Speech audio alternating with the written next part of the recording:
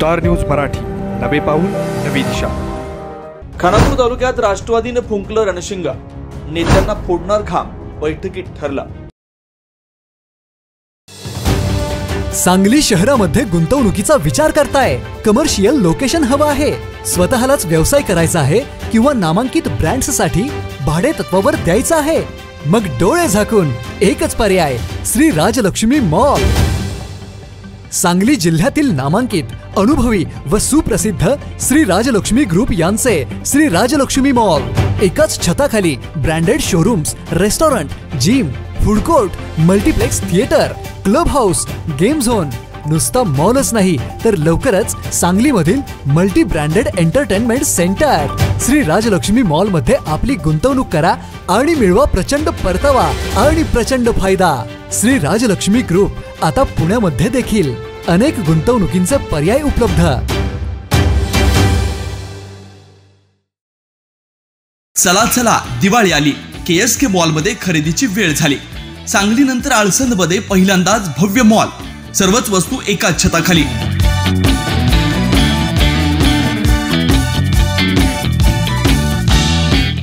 $2000च्या खरेदीवर आकर्षक गिफ्ट वस्तू, 5000च्या कपडे खरेदीवर 10 किलो साखर फ्री, गृहोपयोगी वस्तू व सर्व प्रकारचा किराणा माल योग्य दरात, सर्व प्रकारच्या जेंट्स, लेडीज, लहान मुलांची फॅन्सी कपडे व रेडीमेड कपड्यांचं भव्य दालन, भांडी, गिफ्ट, गॅलरी, ज्वेलरी, सर्व नामवंत कंपन्यांचे चप्पल व बूट मिळण्याचं एकमेव ठिकाण KSK मॉल, आळसंद, तालुका खानापूर, जिल्हा सांगली। खानापूर तालुक्यात राष्ट्रवादी काँग्रेस पक्षानं रणशिंग फुंकलाय। इथल्या सत्ताधारी नेत्यांना आम्ही चांगलाच घाम फोडणार असल्याचं राष्ट्रवादीच्या बैठकीत ठरलंय। सांगली जिल्हा परिषद, खानापूर पंचायत समिती व विटा नगरपालिका या स्थानिक स्वराज्य संस्थांच्या निवडणूक लवकर जाहीर होणार आहे। या निवडणुका लढवण्यासंदर्भात तालुक्यातील राष्ट्रवादी काँग्रेस शरदचंद्र पवार पक्षाच्या कार्यकर्त्यांची बैठक आयोजित करण्यात आली होती। या बैठकीत सर्व समविचारी पक्षांना एकत्रित येऊन या निवडणुका ताकदीने लढवण्याचा निर्णय झाला असल्याची माहिती ॲडव्होकेट बाबासाहेब मुळीक यांनी पत्रकार परिषदेत दिली। यापूर्वी 2018 व 2023 मध्ये झालेल्या विटा बाजार समितीच्या निवडणुका प्रस्तावित नेते एकत्र झाले तरी सर्व लहान मोठ्या विरोधी पक्षांना एकत्रित करून ॲडव्होकेट बाबासाहेब मुळीक यांच्या नेतृत्वाखाली लढवलेल्या होत्या। या निवडणुकांमध्ये या आघाडीला खानापूर तालुक्यात चांगली मतं मिळाली होती।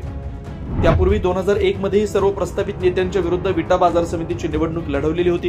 या निवडणुकांमध्ये ज्या ज्या कार्यकर्त्यांनी सहकार्य केलेलं होतं त्या सर्व पक्ष, गट, कार्यकर्ते यांना एकत्र करून व या सर्वांच्या विचाराने या निवडणुका लढवण्याचा आमचा मानस आहे। यावेळी किसनराव जानकर, संग्राम देशमुख, संतोष जाधव, महेश रुपाडे, महेश फडतरे, सर्जेराव मदने, नानासाहेब मंडलिक, सुवर्णा पाटील, अमृता खुपाडे, भूमी कदम, बाळकृष्ण यादव, श्रेयश अधिकराव पाटील, अजित जाधव, नानासाहेब पाटणकर, यशवंत साळुंखे, प्रल्हाद शिंदे, नितीन चंदनशिवे, धर्मेंद्र यादव, मनोहर चव्हाण, सतीश बाबर, आनंदराव जाधव, सयाजी माने, मुकुल पाटील, राजकुमार गायकवाड, अक्षय यादव, सचिन मेटकरी, पोपट काटकर, सचिन नलवडे, डॉक्टर शिवाजी गुजर, पद्माकर यादव, संतोष चव्हाण, तानाजी गुजले, सागर बेले, किसन गायकवाड यांच्यासह कार्यकर्ते उपस्थित होते।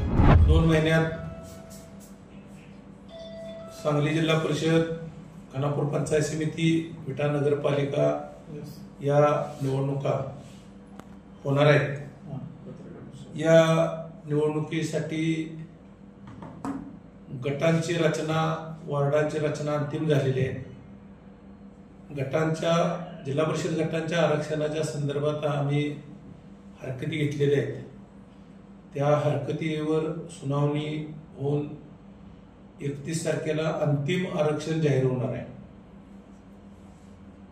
नगरपालिकेच्या मतदार यादीवर जवळजवळ 2000 पेक्षा जास्त हरकती गावातल्या लोकांनी घेतले। दुबार नावं, ह्या वार्डातनं त्या वार्डात नावं लागलीत वगैरे अशा स्वरूपाच्या हरकती घेतलेल्या आहेत। त्याचा अंतिम निर्णय होऊन 3 नोव्हेंबरला जिल्हा परिषदेची आणि नगरपालिकेची अंतिम मतदार यादी जाहीर होणार आहे। ह्या दोन्हीचे अंतिम यादी जाहीर झाल्यानंतर कोणत्याही क्षणी निवडणूक लावली जाणार आहे। आता आजचं जर खानापूर तालुक्याचं चित्र पाहिलं तर या निवडणुकीमध्ये महाविकास आघाडीच्या वतीनं निवडणूक लढवावी अशी ग्रामीण भागातल्या, विटे शहरातल्या अनेक कार्यकर्त्यांची इच्छा आहे।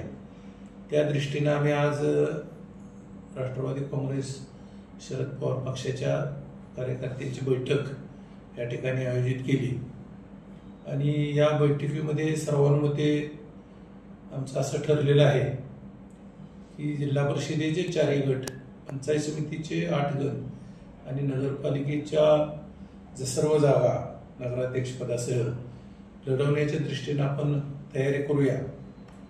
यासाठी महाविकास आघाडीचे जे समविचारी पक्ष आहेत, काँग्रेस, शिवसेना, उद्धव बाळासाहेब ठाकरे, संभाजी ब्रिगेड, शेतकरी कामगार पक्ष, मार्क्सवादी कम्युनिस्ट पक्ष, रिपब्लिकन पक्षातले काय गट आणि मग तत्सम ज्या सरकारच्या विरोधी संघटना वगैरे ज्या आहेत या सर्वांना बरोबर घेऊन ही निवडणूक लढवण्याची आमची चर्चा झालेली आहे।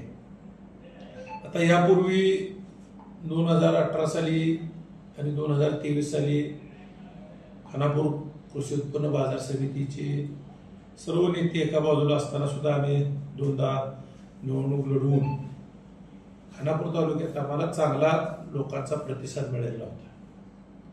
आता सध्या सरकारविषयी अत्यंत नकारात्मक भावना जनतेमध्ये आहे।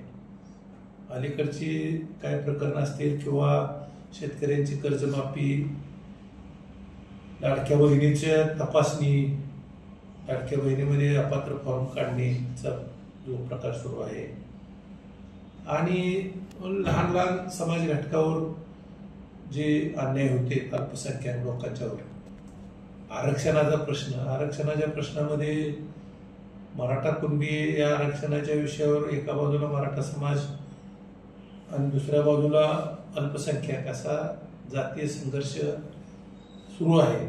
या सगळ्याचा परिणाम हा येत्या निवडणुकीमध्ये विरोधी आघाडीला अत्यंत चांगला प्रतिसाद मिळणार आहे। त्याचबरोबरीने देशामध्ये वोट चोरी असा जो प्रकार सुरू आहे, मतदार यादीतले घोळ, आणि ते सगळे घोळ आपल्या उद्धव बाळासाहेब ठाकरे, राज ठाकरे साहेब, जयंत पाटील साहेब, काँग्रेसचे नेते यांनी परवा पत्रकार परिषद घेऊन जनतेसमोर आणलेले आहेत। त्याचबरोबरीने 1 नोव्हेंबरला एक मोठा मोर्चा आयोजित केला। या सर्वाचा परिणाम जनमत हे विरोधी बाजूला अनुकूल आहे। फक्त निवडणूक एका विचारानं जर झाली तर चांगली लढत आपण देऊ शकू असं आज आमची चर्चा झालेली आहे। त्यानुसार ही निवडणूक जिल्हा परिषदेची 4 गट, पंचायत समिती आणि नगरपालिका ही निवडणूक महाविकास आघाडीच्या घटक पक्षांना आणि समविचारी लोकांना बरोबर घेऊन लढवण्याचं आमचं मानस आहे। स्टार न्यूज मराठीसाठी चंद्रकांत जाधव, विटा। आपल्या परिसरातील लेटेस्ट बातम्या पाहण्यासाठी स्टार न्यूज मराठी YouTube चॅनलला आत्ताच सबस्क्राईब करा।